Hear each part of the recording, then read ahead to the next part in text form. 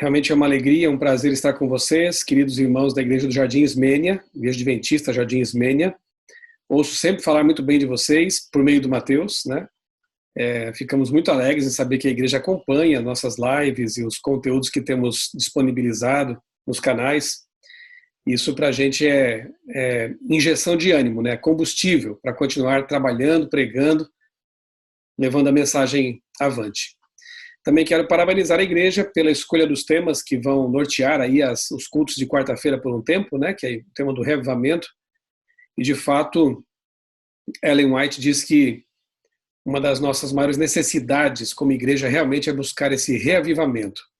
O conhecimento doutrinário, o conhecimento intelectual da verdade nós já temos. Graças a Deus, a luz que nos foi concedida ela é bastante forte, intensa, né?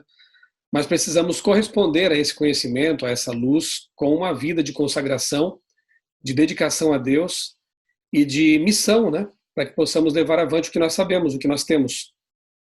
Porque esse tesouro não nos foi confiado para guardarmos em potes especiais, né? Em baús.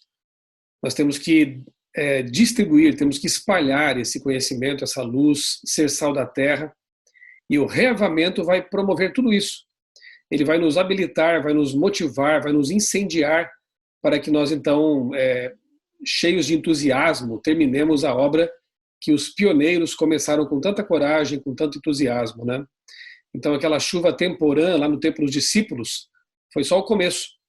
A chuva serôdia que vai cair com intensidade ainda, ela vai ser aquilo que vai nos capacitar para terminar a obra de Deus.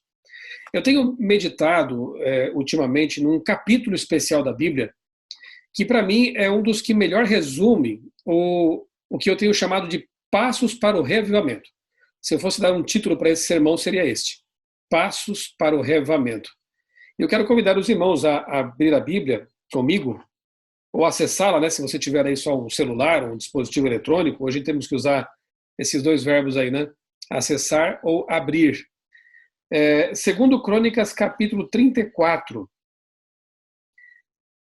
Nós sabemos pela história de Israel que, infelizmente, houve muitos altos e baixos na história do povo de Deus. Houve reis muito bons e outros nem tanto. Alguns reis de Israel deixaram, assim, péssimos exemplos, uma mácula na história desse povo, né? Mas entre os bons reis que houve ali em Israel, eu destaco o rei desta história aqui, Josias. Ele começa a reinar ainda uma criança, ele é bem novo. E a história aqui é muito bonita porque a gente vai vendo o Josias crescendo, os anos se passam, né? E a postura dele também é muito bonita.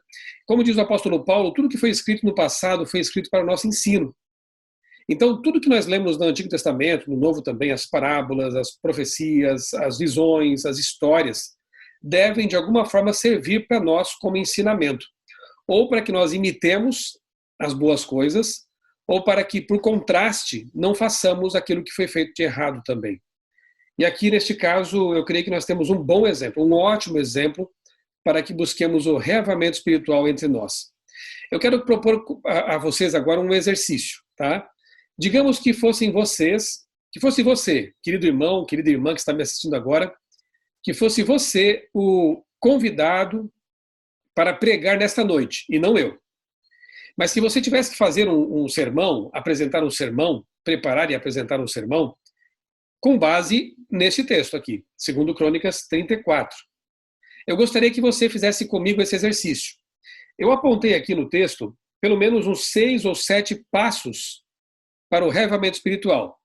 Então o exercício é o seguinte: se fosse você, quais seriam esses passos que você também teria anotado para destacar num sermão como o que eu vou apresentar agora? Combinado? Vamos fazer esse exercício aí juntos? Vamos lá então. Vou começar a ler aqui a partir do verso 3. Não vamos ler todo o capítulo, porque o tempo não permite, mas eu vou destacar alguns trechos aqui do capítulo 34. Depois vocês podem também, quem sabe como tarefa de casa, ler o capítulo todo, né, após o culto. Vamos lá, verso 3. No 8º ano de seu reinado, sendo ainda moço, como eu disse, ele era uma criança, na verdade, né? Quando a Bíblia fala moço, nem sempre a ideia é de uma pessoa, um adolescente, um jovem, pode ser crianças também. Então ele era bem jovenzinho. Josias começou a buscar o Deus de Davi, seu pai. E no 12º ano, começou a purificar Judá e Jerusalém dos lugares altos, dos postes da deusa Azerá e das imagens de escultura e de fundição. Na presença dele, derrubaram os altos ou os altares dos Baalins.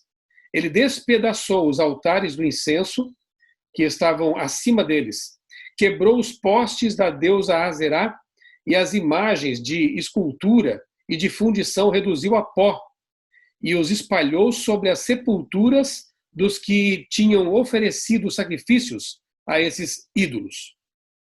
Vamos lá, eu já destaquei aqui 2 pontos, 2 passos para o reavivamento. Não sei quais foram os que vocês também anotaram aí. Para mim, começa tudo no verso 3 mesmo, né? Sendo ainda moço, sendo ainda bem jovem, ele fez o quê? Começou a buscar a Deus. O Deus de seu pai Davi. Não que fosse o pai dele, né? Na Bíblia, quando fala pai, pode ser um ascendente, né? Por exemplo, quando Belsazar é chamado de filho de Nabucodonosor. Na verdade era neto, mas como ele era daquela linhagem, era o pai Nabucodonosor. Aqui também era o pai Davi, né? Na verdade, Josias era um descendente de Davi. E ele começa a buscar o Deus de Israel, o Deus de Davi, o Deus de Abraão, Isaque e Jacó. Então, passo número 1, sem o qual não há nenhum reavivamento espiritual, é buscar a Deus de todo o coração.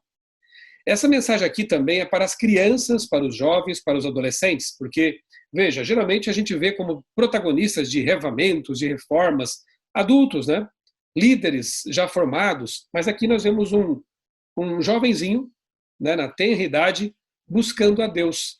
Eu imagino que ele se sentiu tanto quanto Saul, quem sabe, ou mesmo Salomão, se sentiu insuficiente para o cargo tão importante, se sentiu limitado, e é bom quando nos sentimos assim, porque assim nós dependemos de Deus. E Josias mostrou essa dependência ao buscar o Deus de Israel. Mas não ficou só nisso, porque todo reavivamento ele implica em atitudes. Ele nos leva a agir, na verdade. É difícil buscarmos um reavivamento espiritual pela comunhão com Deus e Deus não nos motivar à ação. Primeiro é importante entender que o reavivamento precisa de oração, precisa de leitura da Bíblia, precisa dessas coisas que nós já sabemos tão bem, mas nem sempre talvez tenhamos exercitado com tanto empenho, né? Que compõe aí o pacote básico para a comunhão com Deus, para essa relação de amizade com Deus. E como eu disse, um reavivamento ele é sucedido por uma reforma. E foi exatamente isso que 4 anos depois Josias começou a fazer ali em Israel. Ele mandou despedaçar os altares, as imagens de escultura que eram usadas para cultos pagãos. Nestes tempos de politicamente correto, alguém poderia pensar assim: ora, mas que intolerância religiosa, né? Quebrar as estátuas, as imagens, os postes ídolos de outros povos, outras culturas. Deixa eu só transportar você no tempo para que você tenha em mente que tipo de cultos eram esses. Esses cultos aqui, pagãos, cananitas, envolviam prostituição, por exemplo. Havia prostitutos e prostitutas cultuais. As pessoas criam que ao ter relações sexuais com esses prostitutos ou prostitutas, estariam então tendo contato com os deuses. Então eram cultos orgiásticos. Além disso, havia deuses, como por exemplo Moloque, você deve se lembrar desse nome, né? Terrível. Era um deus de metal, um falso deus, obviamente, de metal, oco. Eles colocavam fogo dentro dele quando os braços estavam incandescentes, depositavam ali sobre eles criancinhas, bebês, para morrerem queimados. Por isso que aqui fala de cultos, né, de sacrifícios que eram oferecidos a essas divindades. Não era apenas orações de pessoas que se prostravam diante de imagens, como vemos hoje também, né?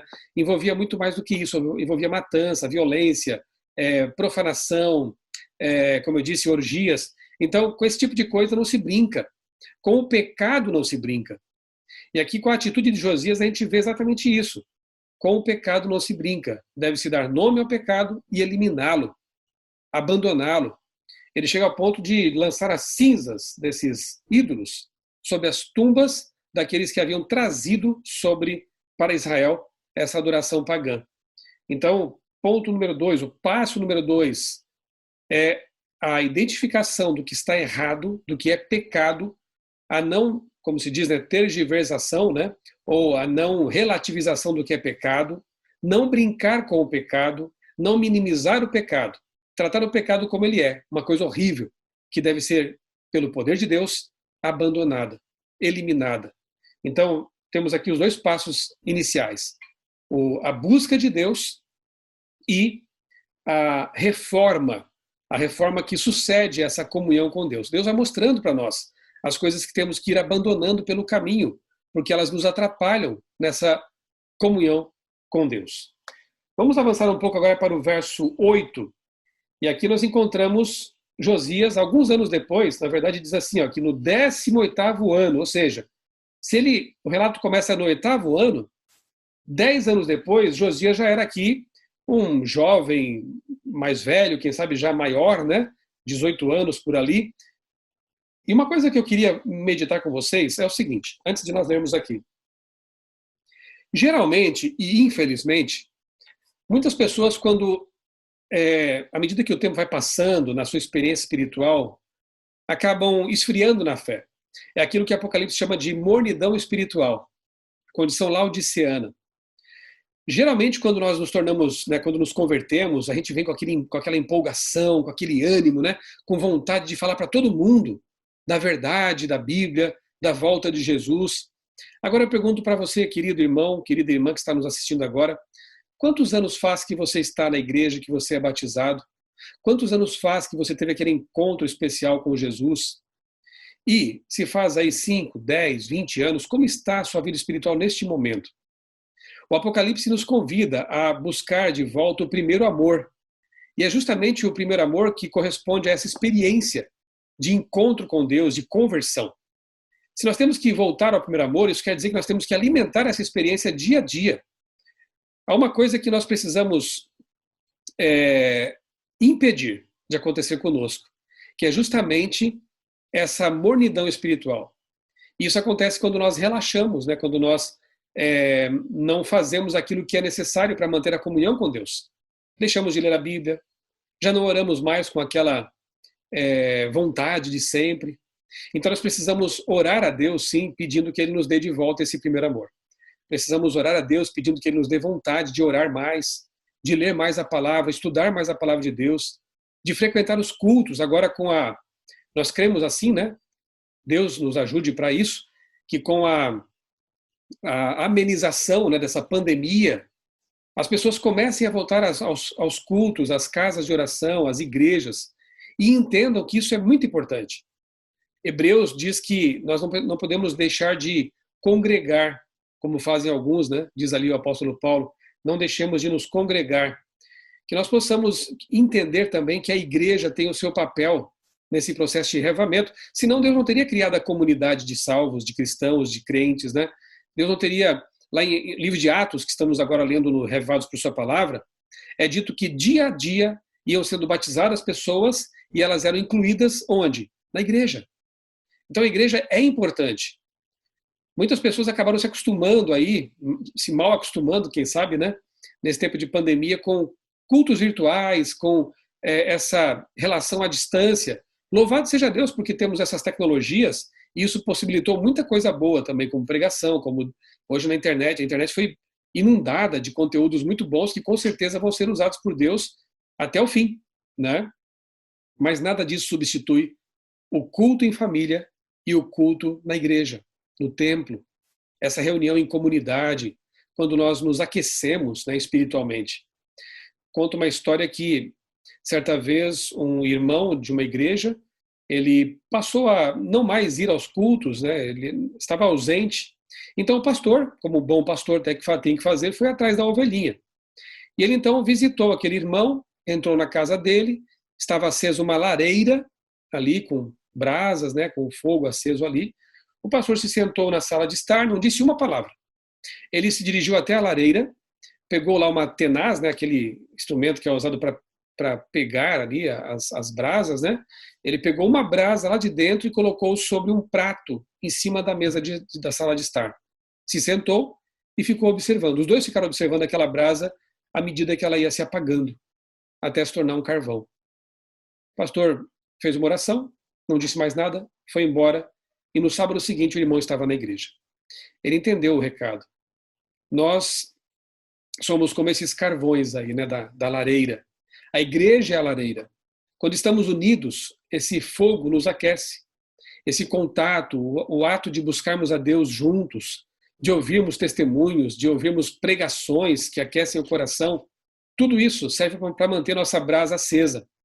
Então, por favor, irmãos, entendamos que é tempo, quando chegar o tempo, de voltar, de nos reunir, de estar em comunidade, enquanto ainda pudermos. Porque haverá também, de novo, um momento em que definitivamente as portas serão fechadas. E aí, só nos reuniremos de novo como grande multidão lá no Mar de Vidro. Então, aproveitemos esse momento, né? Muito bem, 10 anos depois, o que aconteceu com Josias? Será que ele esfriou na fé? Será que ele se tornou um laodiceano? O que será que mudou na vida dele? Vamos ver? Verso 8.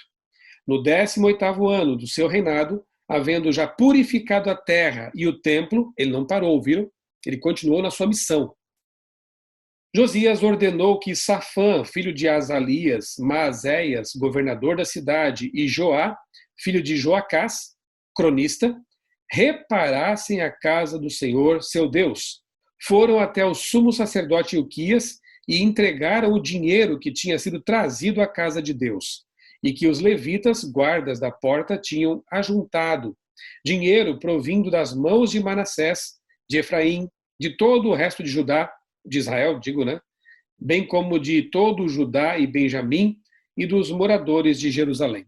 Ou seja, as tribos ofertaram, deram recursos para reformar a casa de Deus. Eles entregaram esses recursos, né, aos que dirigiam a obra e tinham a seu encargo a casa do Senhor para que pagassem àqueles que faziam a obra trabalhadores na casa do Senhor para repararem e restaurarem o templo. Nesse trechinho aqui eu encontrei mais 2 passos para o reavivamento. Não sei se corresponde ao que você anotou aí agora na sua Bíblia ou num papelzinho, né? Ou na sua mente. Eu destaco o seguinte: amor pela obra de Deus. Josias, à semelhança do que aconteceu com Davi anos antes, ao perceber que ele tinha um belo palácio, mas a casa de Deus ainda era rudimentar, ainda não era o melhor que eles poderiam oferecer, Josias percebeu que o templo estava precisando de reformas. A casa de Deus estava um pouco negligenciada. E então ele desperta para isso e organiza aí um trabalho especial de reparo. Então, o terceiro ponto que eu destaco nesse momento é amor à obra de Deus. Numa época em que as pessoas voltam as armas contra a igreja, numa época em que as pessoas se atrevem, né, a usar o chamado fogo amigo, quando deveriam estar usando toda essa motivação, essa vontade, essa gana para pregar o evangelho, elas ficam criticando a igreja, seus defeitos, seus líderes. Só que quando fazem isso, esquecem de que elas também fazem parte disso, porque a igreja é o corpo de Cristo e os membros desse corpo são as pessoas. Somos nós. E é por isso que a igreja, no aspecto humano, ela é falha mesmo. Ela tem defeitos, ela tem problemas. E Ellen White diz que, embora débil e defeituosa como possa ser, a igreja de Deus é a menina de seus olhos. Embora haja problemas e deva haver até o fim, diz Ellen White também, Deus colocará tudo em ordem. Então, doutrinariamente, essa igreja é a igreja remanescente da Bíblia. Suas doutrinas são puras, são perfeitas porque são bíblicas. Agora, no aspecto humano, liderança, membresia, a igreja tem problemas. Por quê? Porque eu sou parte disso. E eu tenho problemas. E eu tenho defeitos. E eu sou limitado. Então é uma tremenda injustiça, né, o que alguns fazem de apontar suas armas contra Deus, contra o Deus, ou contra a obra de Deus, e assim machucam a Deus, que é o Senhor da obra. E assim trazem vitupério à obra de Deus, afastam alguns que poderiam estar abraçando a verdade, e Deus um dia vai cobrar dessas pessoas esse tipo de atitude delas. Enfim, nós vemos aqui em Josias um amor pela obra, um amor pela casa de Deus, pela igreja. Que Deus coloque em nosso coração também esse amor. Eu tenho dito e repito que Deus me cale se algum dia eu me atrever a falar contra o seu povo, contra a sua amada igreja. Que Deus me cale, porque eu quero que meus lábios sejam usados apenas para abençoar, para admoestar, para pregar, para edificar e não destruir. Josias estava edificando, não estava destruindo. E o quarto passo que eu vejo aqui é a fidelidade com respeito à mordomia cristã. Você percebeu? Aqui, todas as tribos, indivíduos, povo de Deus, começam agora a recolher fundos, né, recursos, trazem à casa de Deus, esse também é um recado importante que o texto nos traz, né? Trazem à casa de Deus esses recursos e ali eles são usados com sabedoria, com responsabilidade para a reforma da casa de Deus. Então, o que já vimos até agora? Primeiro ponto, buscar a Deus. Segundo ponto, reforma, abandono do pecado. Terceiro ponto, amor pela obra de Deus. E quarto ponto, fidelidade nos dízimos, ofertas, enfim, no que diz respeito à mordomia cristã. Tudo que somos, tudo que temos, dedicado à obra de Deus. Avancemos agora para o verso 14. Assim, e outro ponto que eu também quero destacar aqui, né, no comecinho do trecho, do segundo trecho que eu li, é que 10 anos depois Josias era o mesmo ainda, né? Isso é muito bonito. Sabe, irmãos, eu acho assim, eu sou fascinado por testemunhos. Por exemplo, a história do irmão Mateus aqui, né, que é muito parecida com a minha, inclusive. Nós estamos planejando fazer uma live em algum momento oportuno para contar a nossa história, né, de ex-quase padres, né, e hoje pregadores adventistas. Eu gosto muito de ouvir testemunhos, isso me aquece o coração. De pessoas que andavam no crime, hoje são cristãos, que têm família abençoada por Deus. Pessoas que eram viciadas em entorpecentes e hoje estão livres, libertadas por Jesus e que andam, né, nos caminhos retos do Senhor. Mas há um tipo de testemunho que às vezes a gente esquece de destacar como igreja, que é o testemunho daqueles que nunca saíram. Já pensaram nisso? É bonito ver pessoas que saíram e voltaram, pessoas que não estavam e passaram a estar, se converteram. Mas é muito bonito também, e talvez até mais bonito, ver aqueles jovenzinhos, né, aquelas crianças que nasceram no caminho de Deus, nasceram na igreja, cresceram na igreja e nunca abandonaram os caminhos do Senhor. Que nós possamos dar espaço para esses jovens testemunharem na igreja, falarem de sua experiência com Deus e de seu caminho semelhante ao de José no Egito, de Daniel, jovens, adultos, idosos que nunca abandonaram a Deus. E nós vemos aqui Josias numa experiência semelhante a essa. 10 anos depois, ele estava firme nos caminhos do Senhor, com o mesmo propósito, com a mesma motivação. Não deixe que a rotina espiritual, que os afazeres do dia a dia abafem o que é mais importante no seu coração. Busquem, em primeiro lugar, o reino de Deus e a sua justiça, e as demais coisas serão acrescentadas. Que o reino de Deus seja a coisa mais importante em nossa vida, em nosso coração.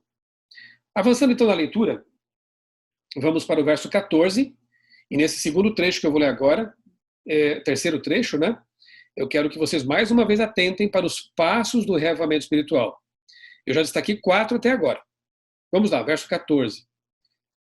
Enquanto se tirava o dinheiro que havia sido trazido à casa do Senhor, Ilquias, o sacerdote, achou o livro da lei do Senhor, dada por meio de Moisés, ou seja, a Bíblia daquela época.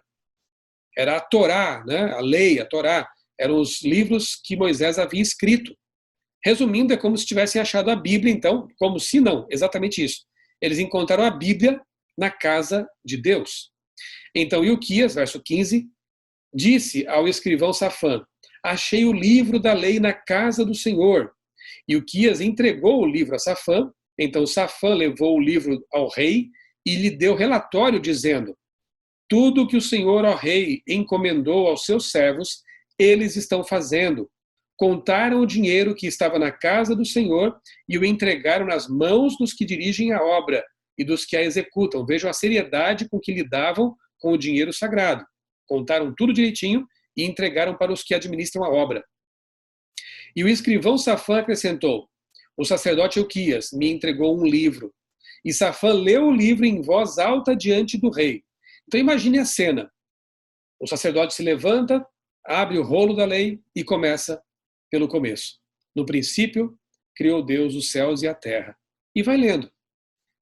E aí ele passa para Êxodo, a história do povo, ele passa para Levítico, Deuteronômio, Números, ele lê os mandamentos, os 10 mandamentos, enfim, vai lendo.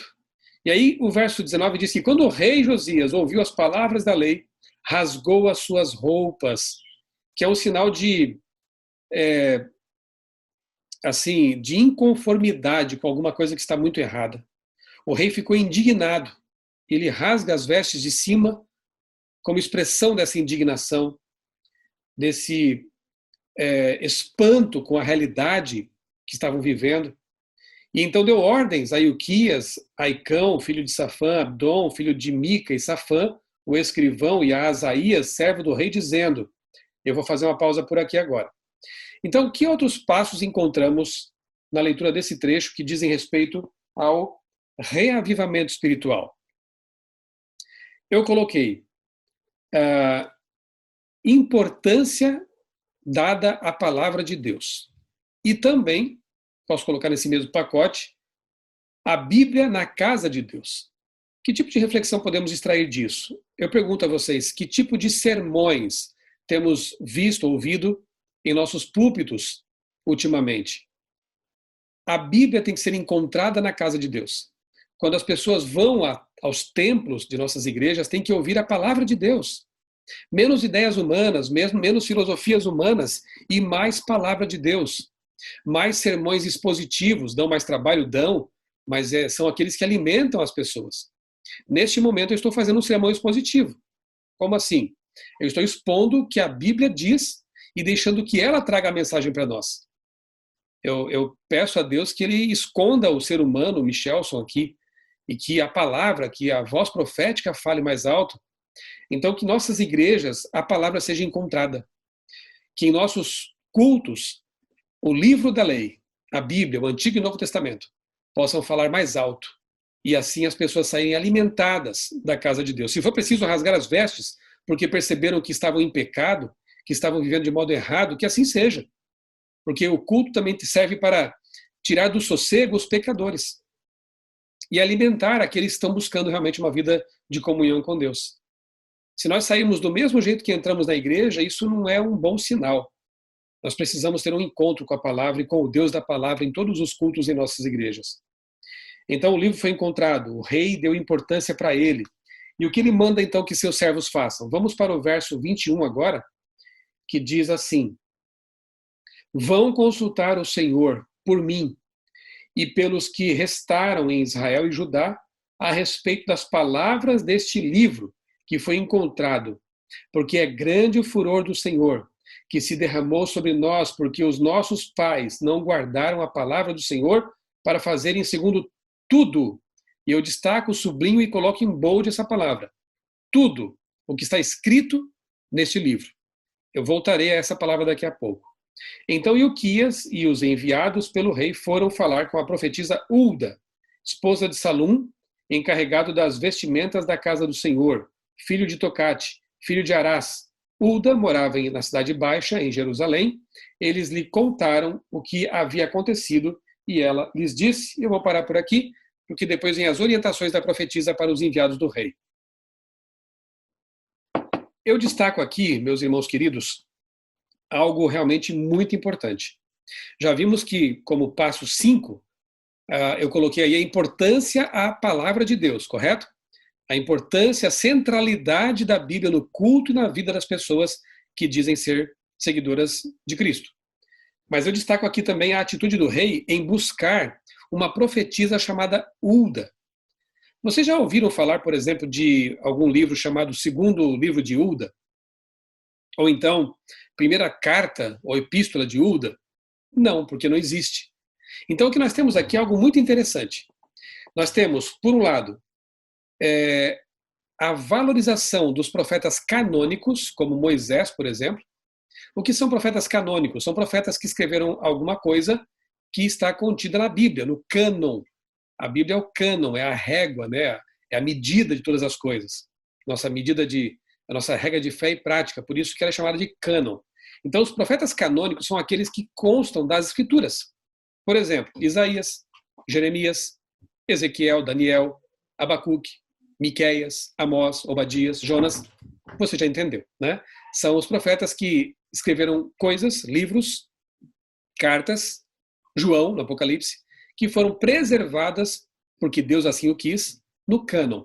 66 livros que compõem a Bíblia. E é interessante que o rei diz assim, olha, para nós obedecermos a tudo o que está escrito nesse livro, na Bíblia. Nós vivemos numa época estranha também, porque no passado Satanás usou a tática de queimar a Bíblia, tentar destruí-la, tentar fazer com que o povo não tivesse acesso à Bíblia. Não deu certo. A Bíblia continua sendo e vai continuar sendo o livro mais vendido e mais lido em todo o mundo, em toda a história. Louvado seja Deus por isso. Então, o que faz Satanás? Ele tenta, por meio de outra tática, né? Ele tenta fazer com que as pessoas não levem a sério toda a Escritura. Então, nós encontramos aí algumas chamadas chaves hermenêuticas, né? Por exemplo, alguns adotam a chamado Jesus como chave hermenêutica, né? Caio Fábio, um ex-pastor presbiteriano, é um dos grandes defensores dessa ideia. Então, eu só aceito e só sigo aquilo que Jesus escreveu. Ou que Jesus disse, melhor dizendo, né? O que Jesus falou. Se alguma coisa foi dita por outros autores, profetas, discípulos, apóstolos, que não estão ali contidas nas palavras de Cristo, eu posso até desprezá-las, como se eles não fossem também inspirados por Deus, né? A hermenêutica verdadeira de Cristo, na verdade, é a seguinte: quando ele estava caminhando para Emaús com seus dois discípulos ali, os dois discípulos, né, que caminhavam lá para Emaús, ele então diz assim para eles, é dito no relato de Lucas, né? Começando por Moisés e por todos os profetas, expunha-lhes o que a seu respeito constava em todas as Escrituras. Jesus usava toda a Bíblia, porque ele, claro, como criador, como aquele que motivou a inspiração dela por meio do Espírito Santo, sabe que toda a Escritura é inspirada por Deus. E o apóstolo Paulo diz a mesma coisa lá em Timóteo, né? Que toda a Escritura é inspirada por Deus e útil para uma série de coisas. Então, usar essas chaves hermenêuticas, que na verdade estão na mão daqueles que operam a chave, é uma conveniência espiritual. As pessoas não querem seguir, porque talvez aquele trecho da Bíblia condene seus pecados, suas práticas, então elas não querem seguir aquilo, elas adotam apenas aquilo que lhes convém. Isso é muito conveniente, convenhamos, né? Então, a atitude de Josias é tudo o que estava na Bíblia. A atitude de Jesus também é a mesma, tudo o que estava na Bíblia. E a de Paulo, idem, e de todos os autores bíblicos. Eles entendem que toda a palavra de Deus é inspirada e útil para a nossa vida espiritual. Mas aqui o relato vai além, né? Assim como o rei dava valor ao cânon, orientando as pessoas para que seguissem tudo que estava ali, ele também dá valor ao profeta, no caso aqui a profetisa não canônica, que é o caso de Hulda. Por que Hulda é não canônica? Porque ela não escreveu nada que consta na Bíblia. Não sabemos se escreveu alguma coisa, mas se escreveu não foi preservado, como um livro ou carta inspirado. Mas isso faz dela uma profetisa menor? De jeito nenhum. O mesmo espírito que usou Isaías, usou Hulda. O mesmo espírito que usou Jeremias, usou Natã. Natã, o profeta que advertiu Davi, o levou ao arrependimento, também é não canônico, porque nunca escreveu, ou não se sabe, né, pelo menos, não escreveu nada que conste na Bíblia. Querem ver um outro profeta não canônico? Noé. Será que Noé não foi usado por Deus? Não era um profeta de verdade? Claro que sim. Só não escreveu nada que está na Bíblia. Querem ver um outro profeta não canônico? João Batista. Será que alguém teria coragem de dizer que João Batista não foi inspirado por Deus e que suas palavras não devem ser levadas em consideração? Só porque ele não escreveu nada que consta na Bíblia? É um profeta não canônico, mas com o mesmo grau de inspiração e importantíssimo também no seu papel profético. Então, o rei valorizava a Bíblia como regra suprema de fé e prática, mas também aproveitou que naquele momento histórico havia uma profetisa viva ali em Israel, chamada Hulda, e ele envia seus emissários para pedir conselhos para ela. E certamente eles voltam com conselhos, com admoestações, com orientações, para que pudessem continuar caminhando no caminho do revamento e da reforma. Sabe, irmãos, nós temos um privilégio tremendo também como igreja. Mais ou menos em nosso tempo, né, faz um século e um pouquinho atrás aí, um século atrás, nós tivemos entre nós uma profetisa de Deus, chamada Ellen White. E Deus não faz acepção de sexo, nós temos Hulda, temos as filhas de Filipe, nós temos Ana, nós temos também Débora. Deus escolhe homens e mulheres para o dom profético, para lhes conceder o dom profético. E no século XIX e no começo do século XX, Deus usou poderosamente uma jovenzinha, mas que dedicou 70 anos da sua vida a esse ministério sagrado, chamada Ellen White. E deixou milhares de páginas escritas que não constituem a Bíblia, não é uma segunda Bíblia, à semelhança da mensagem dos outros profetas não canônicos, mas cujos conselhos são importantíssimos e inspirados por Deus. O que temos que fazer, então, com esse volume de conselhos? O mesmo que o rei Josias fez. Consultemos a profetisa. Leamos seus livros. Atendamos a seus conselhos, seus testemunhos. Porque o fenômeno é certo. Eu conheço muitas pessoas, e eu posso falar por mim mesmo, há 30 anos já que eu venho estudando os livros de Ellen White. Pessoas que fazem isso têm um conhecimento, geralmente um conhecimento mais amplo da Bíblia. Pessoas que leem os livros de Ellen White frequentemente, geralmente, têm mais vontade de conhecer a palavra de Deus. São mais missionárias, mais dedicadas, mais saudáveis, mais tudo. Tem uma família mais orientada porque ela tem livros maravilhosos sobre educação de filhos, lar adventista, né? E tantas obras assim fantásticas, maravilhosas. Você pode ser um jovem melhor lendo mensagens aos jovens. A Bíblia, nossa suprema regra de fé e prática. Os conselhos da profetisa como orientações importantes para a nossa caminhada. Nesse caso, uma profetisa para o tempo do fim. Façamos como Josias. O exemplo bíblico está aqui. Se nós quisermos seguir os exemplos bíblicos, como Paulo manda fazer, nós temos que fazer o quê? Como Josias fez? O valor devido à palavra de Deus, mas também a consideração para com os profetas, inclusive os não canônicos. Deus nos ajude para valorizar, dedicar tempo para conhecer esses conselhos. Às vezes gastamos tempo com tantas coisas frívolas, fúteis, vazias, enquanto os livros permanecem na estante, ali sob o criado mudo, nos convidando para ser lidos, né? Usemos esses livros. Atualmente, nosso culto familiar aqui em casa, além da Bíblia, claro, nós temos lido em família o livro História da Redenção. Que livro maravilhoso. Nós já lemos vários livros assim em família, né? Um pedacinho por dia, e cada dia lemos um pouco, e agora estamos em História da Redenção. Que livro maravilhoso. Recomendo a vocês também esse livro de Ellen White. Irmãos, então nós temos aqui, eu acho que são 6, né? Não sei se eu perdi a conta, mas você pode, claro, ter apontado os seus pontos também. A Bíblia é assim maravilhosa.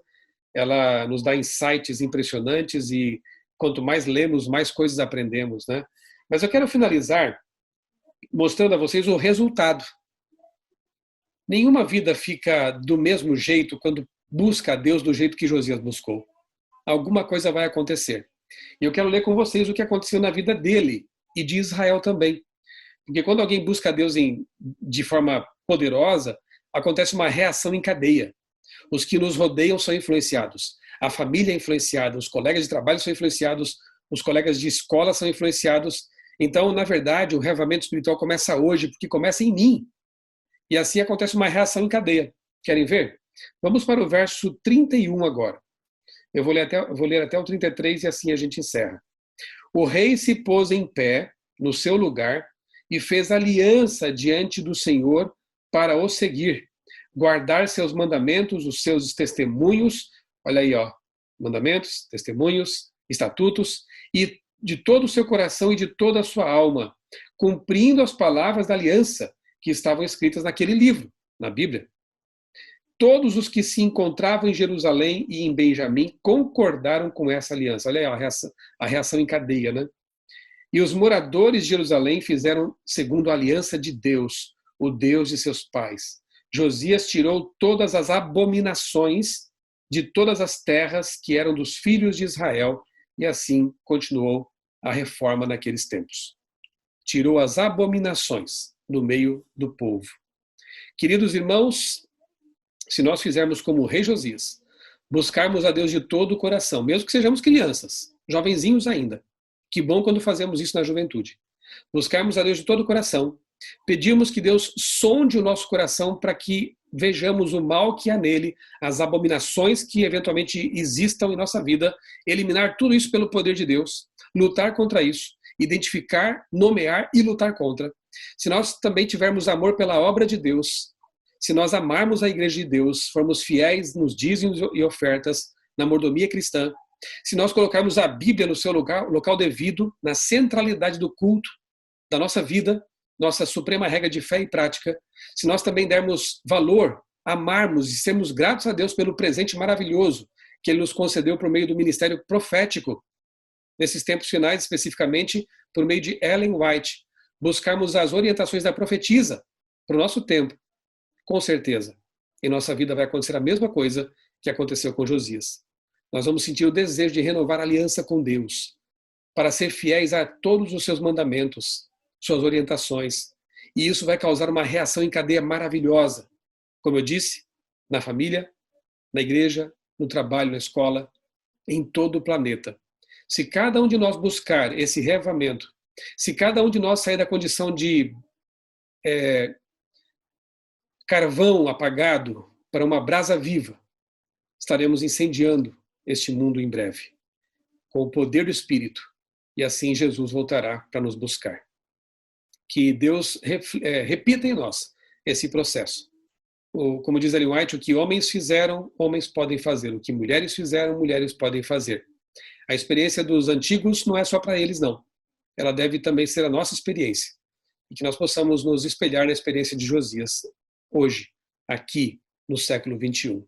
Vamos orar, irmãos? Santo e amado Deus, muito obrigado pelas histórias bíblicas que nos mostram o caminho a seguir. Obrigado porque as histórias do passado nos ensinam a te buscar de todo o coração e nos mostram o resultado dessa busca. Que nós possamos também, como fez Josias, buscar-te de todo o coração e ser reavivados pelo teu Santo Espírito, pela tua palavra.